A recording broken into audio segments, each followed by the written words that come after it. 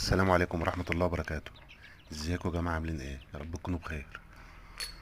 بالنسبة يا جماعة للناس اللي بتربي فراخ بلدي للبيض، لازم تبقوا عارفين ان الفراخ البلدي بتبيض على 6 شهور.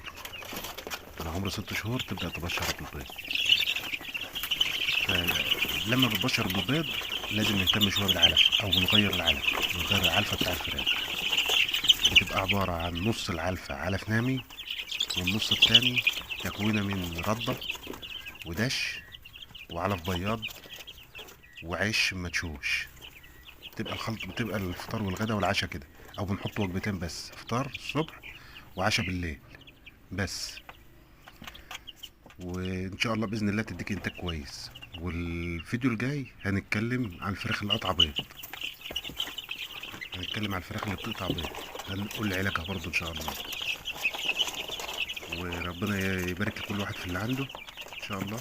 وما تنسوش تعملوا لايك على الفيديو ومتابعة للقناة عشان يوصل لكم كل جديد. كل سنة وانتم طيبين، رمضان على الابواب. كل سنة وانتم طيبين وبألف صحة وسعادة.